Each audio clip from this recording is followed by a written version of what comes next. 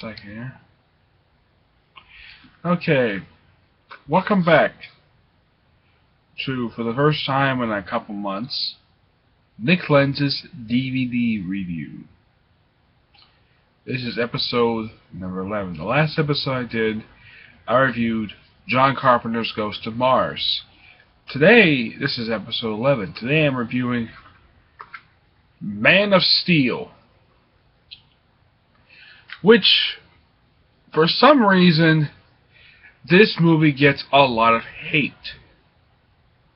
Now, when I originally saw this in theaters, and this was last year, I actually liked this movie.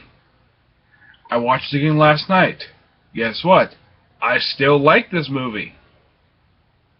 So, basically, the only thing I didn't really like very much about this movie, in my opinion, was the Kevin Costner stuff as Jonathan Snyder whenever he was talking. Whenever he didn't have his speaking parts, whenever he wasn't speaking, he was pretty good. What would I say? He's the worst Jonathan Kent?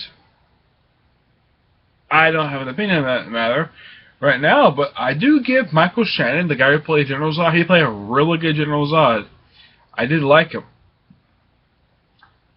Okay. Henry Cavill did a really good job playing Superman. Amy Adams did a pretty interesting job playing Lois Lane. Diane Lane plays Martha Kent. And get this, Lawrence Fishburne plays Perry White. When I first saw him playing Perry White, I'm thinking, okay, this is interesting. And he is one of the most interesting characters of this movie. Perry White, a.k.a. Morpheus. And finally, who's listening to the cover is Russell Crowe, the guy who plays Jor-El. A guy who does a lot more to help Superman than frickin' Jonathan Kent. Now, my opinion of the costume that Superman wears in the movie, it's similar to his New 52 outfit, but there are some differences. Number one, it's definitely not Kryptonian armor. Two, he doesn't have a frickin' collar. At least it actually looks like a Superman costume, not something Jim Lee drew up. No disrespect to Jim Lee, but I don't really much care for his costume for Superman. Some people don't like the movie because of all the mass destruction in the movie, or how many people apparently die in the movie. Okay, I've got a question for you. Despite the fact that pretty much close to maybe $1 billion worth of damage is done to Metropolis, which is true. Here's a question for you. In all those buildings that were destroyed, how many people would you say actually were killed in a way on screen?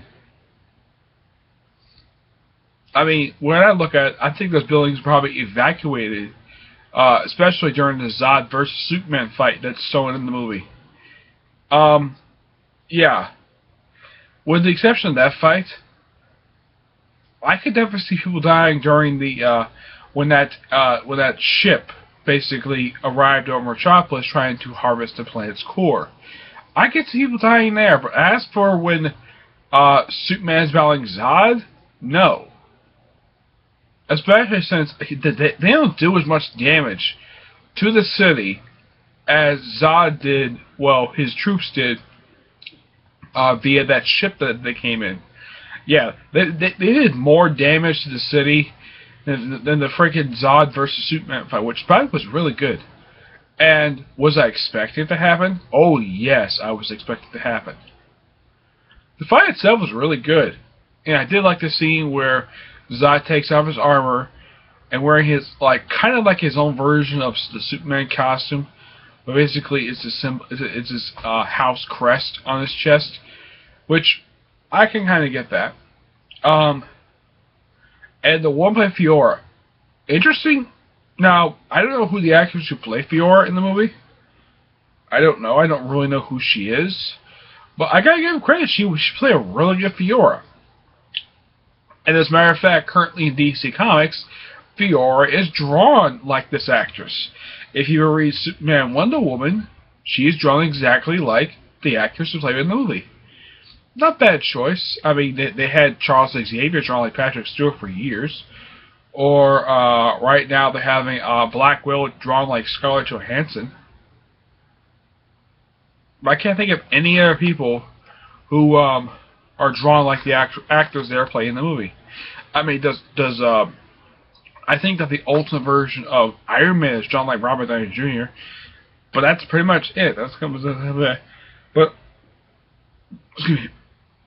Despite that, Henry Cavill is British. Okay, I have no disrespect to being British. He does hide it very well. The fact that he does not sport a British accent in the entire movie. He talks like he's actually American.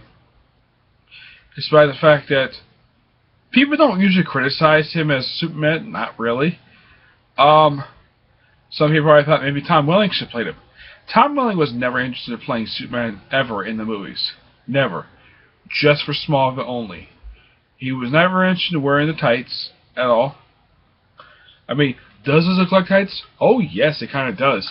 Despite the fact that in this continuity of this film, the costume was made by Jarrell. Well, the Scottish ship he was on basically made a Superman costume.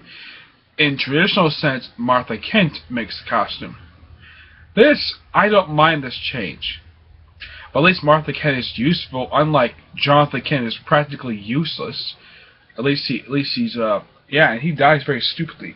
He basically tells Clark not to save him, just so he can die and prove a point while being killed by a freaking tornado. Now, since it's Kansas, it's not unexpected the fact tornadoes show up there. That's not unexpected. It's the first time I've ever seen in a Superman movie. Though, in live-action Superman, no, this is not the first time that a tornado would show up in live-action Superman. The last time I can think of was in, I believe it was the Season 1 finale and Season 2 premiere of Smallville. That was the last time I saw that a tornado would show up in live-action Superman stuff.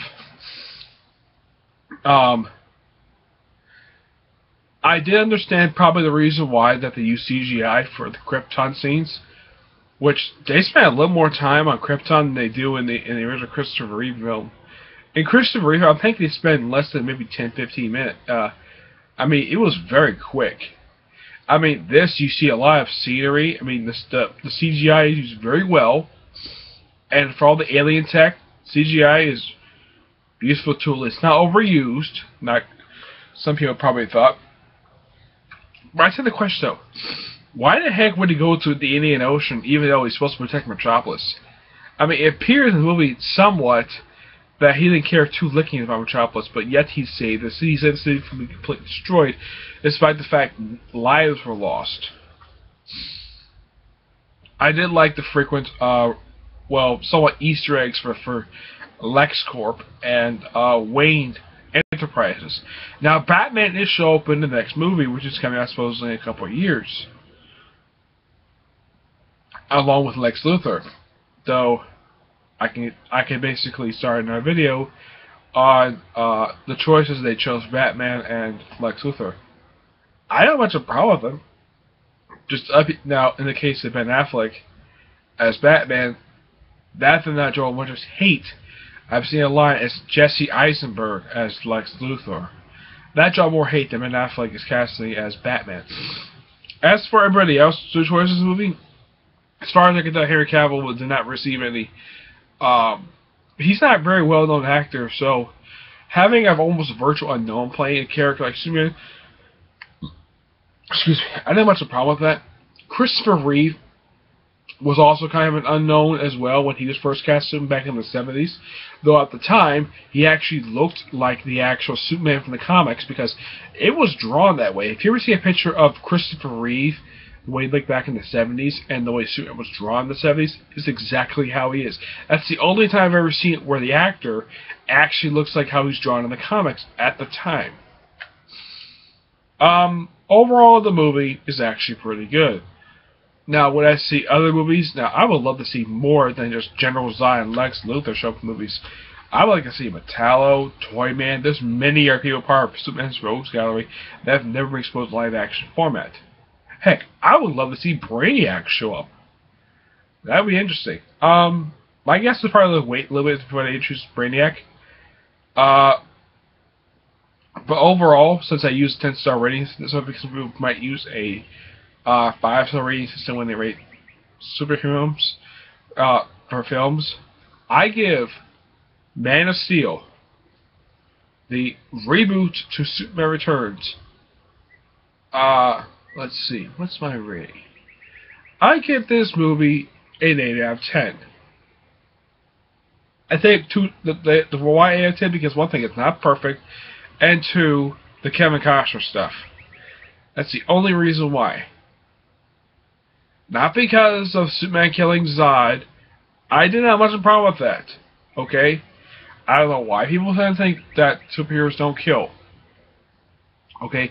I can explain that in another video. Alright? So, 8 out of 10. Stay tuned for the next episode, where I'm going to do another episode of Comic Corner Classics / Non-Classics. See you there. Bye.